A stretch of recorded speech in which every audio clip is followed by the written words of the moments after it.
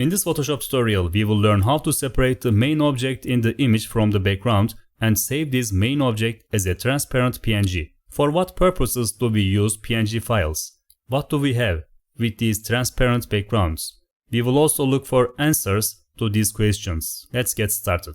We use the pen tool to make a selection on a photo. I press the shortcut P. See, it automatically selected the pen tool in the toolbox here. I select this image with the pen tool.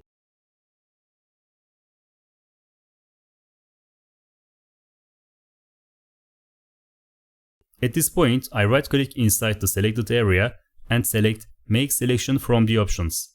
I will get a window like this. I type here 0 and click OK. When I click OK, as you can see, there are these little lines around the edges. So, this means that the area is selected. I use the key combination Ctrl J. So, what do these keys do? It separates the selected area as a new layer. So, if you notice here, when I press Ctrl J, a new layer is created, and when I remove the image behind it, I can see that it is a separate layer. After decoupling around the selected area, we get an object like this. So, we get this object. We have separated this object from the background and make it already to use for other purposes. So, what is the point of saving it as a PNG? Why do we save it as PNG? Why PNG and not JPEG? Let's try to answer these. Now, I hide the original layer behind this layer. When I turn off the layer, you will see small squares behind it. These squares are not actually the squares we put here. It is Photoshop's way of saying there is nothing here.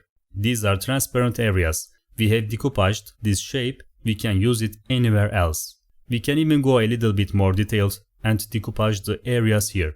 Let's do it right now, because these parts may disturb us in our project in a moment. Again, I right click on the selected area and select Make Selection. I enter the value 0 and click OK. While the top layer is selected, I click the Delete button. This place is deleted. Normally, we need to use layer masks, but since the subject of this tutorial is transparent images, I try not to include the layer mask in our tutorial.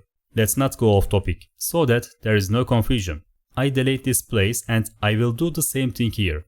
I won't go into too much detail. Yes, we have removed the backgrounds and the parts here. Now I trim this image. I crop all the transparent areas and I will only have the parts with the image. If I save it as a PNG file in this way, the empty areas here will also be saved. So, you will see the image trim option. I click trim and a window like this will pop up. It means delete transparent pixels. Trim means to cut. I delete the transparent pixels, so it will look in all four directions here and it will remove all the transparent pixels until not one pixel is transparent. And as you can see, it is only removed the transparent areas on the image and I am left with this image exactly the way I want it. Now let's save this as a PNG. You can save it in two ways. You can choose the PNG extension by clicking Save As, or you can choose Export and Save for Web. The back is still transparent in the transparent look that Photoshop gives us. See here, it is selected as PNG. If PNG is not selected, you can select PNG. If I select JPEG, JPEG will automatically assign the white color here, because the transparency feature is not in JPEG images.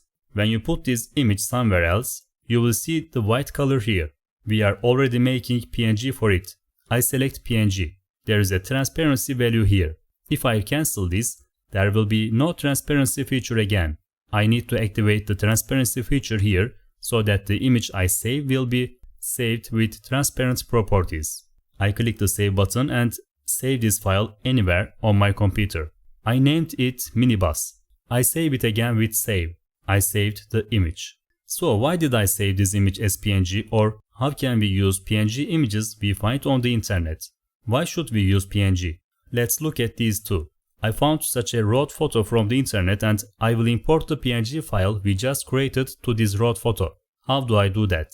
I take the PNG file and drag it over the file I want to add. When I drag it, this file appears, and I make a layout by minimizing it. Now, as you can see, there is no whiteness because I saved it as a PNG file. This PNG file was saved exactly the way I cut it. What if I had saved it as a JPEG?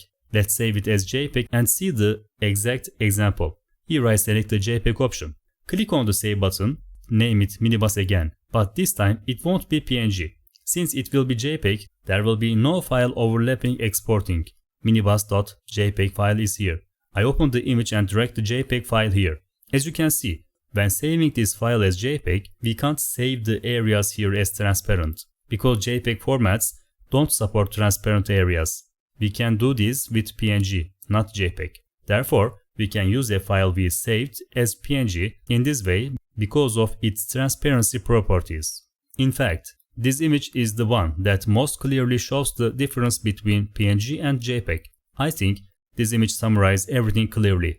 In this tutorial, I showed you how to save a file as PNG with transparent properties. I hope it was useful. If today's video was useful to you, don't forget to subscribe to my YouTube channel right now. Just click on the subscribe button below this video. Thank you for watching.